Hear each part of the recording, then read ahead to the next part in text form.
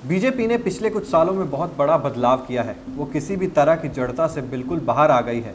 वो mobility, flexibility और opportunity तीनों की पेशकश करती है।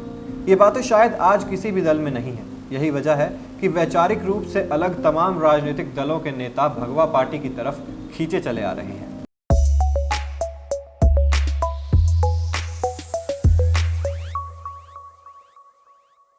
नमस्कार, आप देख रहे हैं आधुनिक टाइम्स और मैं हूं आपके साथ चिराग सुखीजा। एकनाथ शिंदे, हेमंत बिस्व शर्मा और मानिक साहा, इन तीनों में एक चीज कॉमन है। ये गैर भाजपाई होने के साथ भाजपा से जुड़े हैं या इनकी हाल ही में भगवा पार्टी में एंट्री हुई है।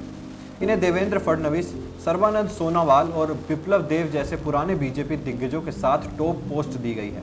पिछले साल कर्नाटक सीएम के तौर पर बीएस येदियुरप्पा की जगह लेने वाले बसवराज बोम्मई की जड़ें भी जनता दल से जुड़ी हैं। हालांकि पार्टी के कई दिग्गजों के ऊपर उन्हें जगह दी गई। ये सही है कि हर एक मामले में राजनीतिक संदर्भ बिल्कुल अलग रहा है, लेकिन ये भारतीय जनता पार्टी की बदली तस्वीर की ओर भी इशारा करता है। इससे पता चलता है कि वो दूसरे दलों के नेताओं को शामिल करने के लिए किस कदर फ्लेक्सिबल है। सिर्फ यही नहीं, वो उन्हें बढ़ने का मौका भी देने के लिए तैयार है। ये पहले जैसा नहीं है। पुरानी बीजेपी विचारधारा के लिहाज से बाहर से आए शख्स को सरकार में मुखिया का पद देने से कतराती थी। असम में शर्मा के प्रमोशन ने ये ट्रेंड तोड़ दिया था। महाराष्ट्र की बात कर लेते हैं। यहाँ बीजेपी और शिवसेना वैचारिक स्तर पर एक जैसी रही हैं। हालांकि दोनों का गठबंधन पहले सिर्फ सीएम पद को लेकर ही टूटा था।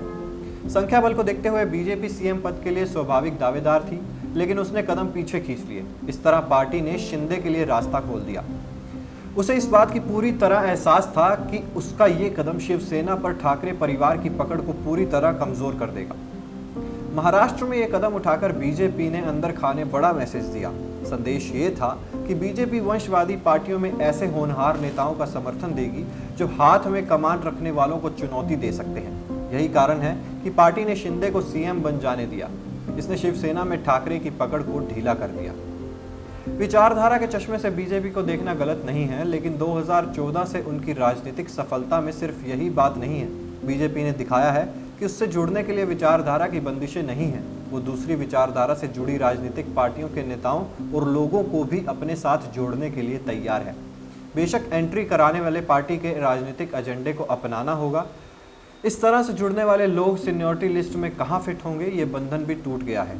बीजेपी में आज बहुत सारे मॉडल हैं जो लोगों को जुड़ने और उन्हें पार्टी के भीतर बढ़ने का मौका देते हैं। ये पूरी तरह से पार्टी की ज़रूरत पर निर्भर करता है।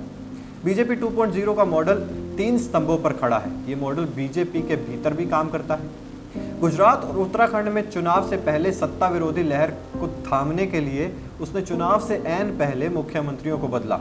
उत्तराखंड के सीएम पुष्कर सिंह धामी के मामले में पार्टी ने दिखाया कि पार्टी आकांक्षाओं को पूरा करने के लिए भरपूर अवसर देती है। बीजेपी मोबिलिटी, फ्लेक्सिबिलिटी और अपॉर्चुनिटी तीनों की पेशकश कर रही है। उसकी सोच बहती नदी सी है। उसने जड़ता को ख़त्म किया है। उसे टैलेंट और होनहार नेताओं की ज़रूरत है। इसके लिए उसने अपने दरवाजे खुले रखे हैं।